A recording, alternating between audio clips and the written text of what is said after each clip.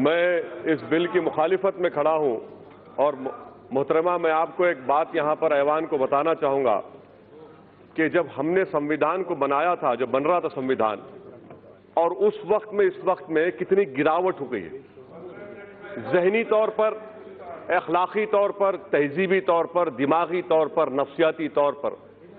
जब संविधान का प्रियम्बल बन रहा था अक्टूबर 17, 1949 को मैडम, तो उस वक्त के.एम. पाठक रुकन थे कॉन्स्टिट्यूंट असेंबली के।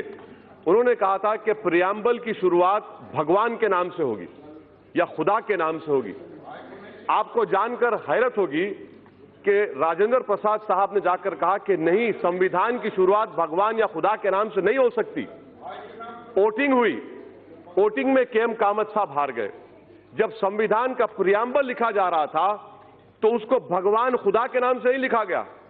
अब वो ऊंचाई और ये पस्ती देखिए आप कि एक कानून ऐसा बनाया जा रहा है जो मजहब की बुनियाद पर बनाया जा रहा है। मुझे शिकवा इस बात का नहीं है, गम इस बात का नहीं है कि आपने मुसलमान को नहीं रखा। मुझे गम इस बात का है, आप मत लीजिए किसी पाकिस्तान से मुसलमान को, अफगानिस्तान से, मुझे उससे कोई मतलब ही नहीं है। मेरे बुजुर्गों ने जिना के पैगाम को ठुकराया।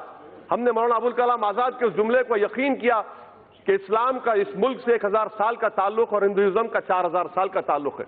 मुझे गम इस बात का है कि इस हुकूमत को, जिसने संविधान पर ओत लिया, आज इस्लाम से, मुसलमानों से इतनी नफरत क्यों? आखिर क्या है? हम इंसान हैं, इस मुल्क के बाइज्जत शहरी हैं। आखिर इस नफरत का, इस डिस्क्रिमिनेशन की वजह क्या है आप में? आप मत लीजिए किसी को। मैडम मैं ये क्यों कह रहा हूं, बता रहा हूं। आप, मैं जानना चाहूंगा होम मिनिस्टर साहब से कि इस बिल को एनआरसी के नजर से देखने की जरूरत है। जो आसाम में एनआरसी हुआ मैडम, वहां पर 19 लाख लोगों के नाम नहीं आए, जिसमें से खुद वहां के मंत्री कहते हैं कि 5,40,000 बंगाली हिंदू हैं। मैं होम मिनिस्टर जानना चाह रहा हूं कि सेक्शन 5 के तहत, ये जो सेक्शन है ना मैडम, सेक्शन 6A के तहत जितने बंगाली हिंदू हैं उन पर जो मुकदमा चलेगा वो अबेट हो जाएगा। और किस पर मुकदमा चलेगा? फॉरेन ट्रिब्यूनल से मुसलमानों पर। बताइए होम मिनिस्टर साहब, ये डिस्क्रिमिनेशन नहीं है? आर्टिकल 14 फेल का होता है, जहां पर मजहब आ जाता है, रीजनेबल क्लास वहां पर फेल हो जाता है।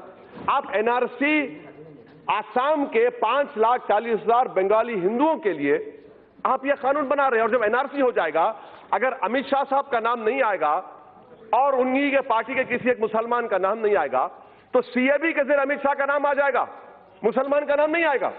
यह इनकी साजिश है कि स्टेटलेस बनाना मुसलमानों को। और मैडम मैं इसकी मजम्मत करता हूं। हमारा हाल आप यह करके रख दी है कि तूफान में, किश्ती में तासुबियत की, फिरका परस्ती के एक तूफान में बगैर मल्लाह के हमको किश्ती में डालकर छोड़कर साहिल पर बैठकर सब तमाशा देख रहे हैं। मगर याद रखो ये तमाशा देखने वालों, ये कश्ती साहिल को पहुंचेगी और इंशाअल्लाह ताला हम कश्ती जलाकर जमहूरी अंदाज में अपने हक को हासिल करेंगे। ये ऐवान को समझने की जरूरत है। तीसरी बात मैडम जो मैं आपके सामने रखना चाहूंगा कि PoK, sir PoK, home minister साहब अब यह क्यों भूल जाते हैं कि 1/3 एरिया हिंदुस्तान का चीन में है? आप डर रहे हैं क्योंकि कल अगर दलाई लामा मर जाएंगे, नया दलाई लामा आएगा, तो आप उसके लिए रोक रहे हैं। क्या तिब्बत के लोगों में मुसलमान नहीं है?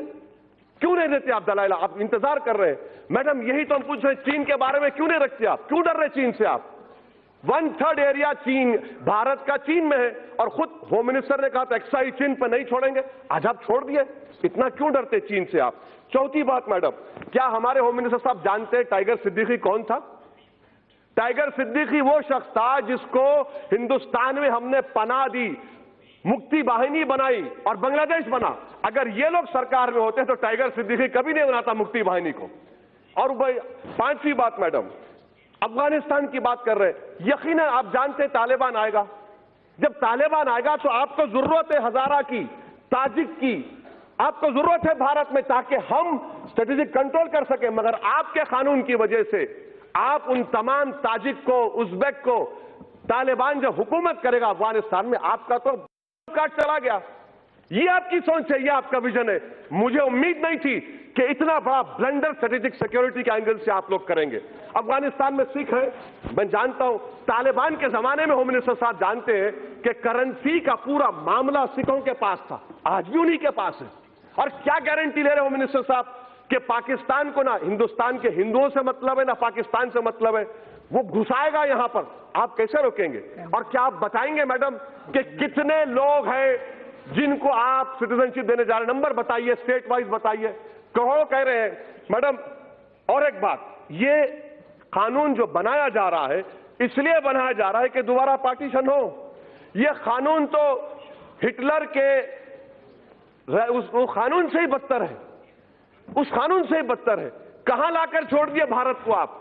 अगर आपने संविधान पर रोक किया था, हम मुसलमानों का गुनाह क्या है कि मुसलमान है? मुझे पाकिस्तान से मत लीजिए, अफगानिस्तान से मत लीजिए, मगर इस्लाम के ताल्लुक से, मुसलमानों के ताल्लुक से इस ऐवान को सोचना पड़ेगा। आप जो मैसेज दे रहे हैं, आपकी वजह से पॉलिटिकल माइग्रेशन हो गया मुसलमानों का। आप तो उनको दबा रहे हैं, उनके सीने पर पैर रखकर आप कह रहे हैं कि अब तू इस मुल्क का बाइज़्ज़त शहरी नहीं बल्कि तो स्टेटलेस बनाया जाएगा।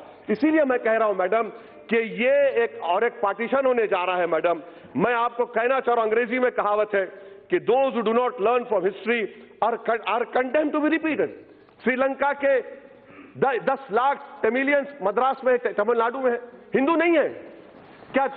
खत्म करो, नेपाल में मधेसी नहीं, हिंदू नहीं है, बताइए। अच्छा मैडम, ये होम मिनिस्टर साहब बता दीजिए कि म्यांमार में काचिन, अरहकान, अरे चंद साल तक ऑल इंडिया रेडियो पर काचिन का रेडियो सर्विस चलता था। ये चिन लोग क्रिश्चियन है म्यांमार के, आप इंतजार कर रहे हैं, क्या इंतजार कर रहे हैं? कौन सा स्ट्रेटेजी आपकी? हर एतबार से फेलियर साबित होगा मैडम। इसीलिए मैं इस बिल की मुखालिफत करता हूं। यह हिंदुस्तान के संविधान के खिलाफ है और ये उन लोगों की तौहीन है जिन्होंने इस मुल्क को आजाद करवाया था। सन 57 की जंग आजादी हो या 1910 में महात्मा गांधी कैसे महात्मा बने मालूम मैडम? उन्होंने साउथ अफ्रीका के नेशनल रजिस्टर कार्ड को फाड़ दिया था।